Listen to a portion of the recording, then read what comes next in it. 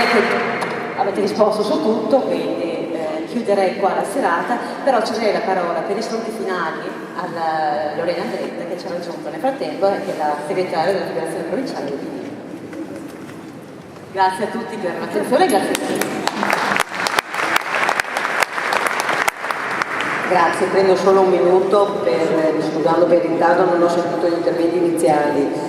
Io ringrazio le due senatrici, Laura e Monica innanzitutto, i nostri ospiti, e soprattutto perché dal punto di vista giuridico io avevo, come dire, stasera ho riempito un po' di caselle, no, che mi mancavano, nel senso che siamo stati in queste ultime settimane, soprattutto noi incollati alla televisione, ai telegiornali piuttosto fastidiosi anche, tutti, come dire, incentrati su alcune questioni, come dire, ovviamente che prestavano il fianco alla polemica, alla strumentalizzazione più bieca, senza risaltare sufficientemente quello che in realtà questa legge come dire, consente.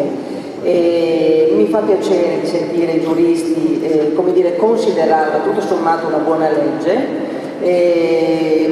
ma che manca ovviamente tutta quella parte che riguarda la genitorialità e che sarà affrontata, credo anche probabilmente in maniera più compiuta in futuro.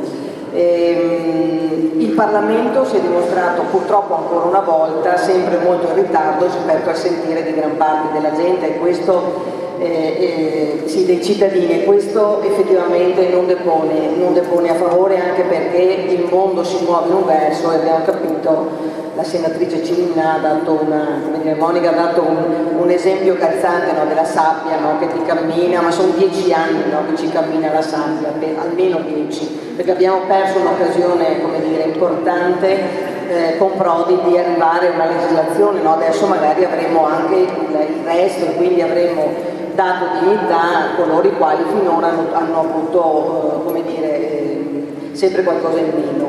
Io ringrazio la signora Elena, mi pare di ricordare giusto, ringrazio per la testimonianza importante, nel senso che è un fattore proprio di cultura quello, no? Che ci manca, è quello che porta il Parlamento ad arrivare 10 anni dopo e così via, ultimi in Europa. Ci manca ancora quel passaggio importante che è un senso di cultura diffusa rispetto alle persone che non sono magari come la tradizione, no, sentito di questo termine, come dire, piuttosto singolare.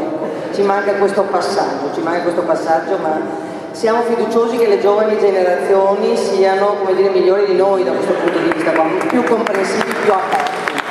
E io vi ringrazio tanto e ringrazio i nostri ospiti.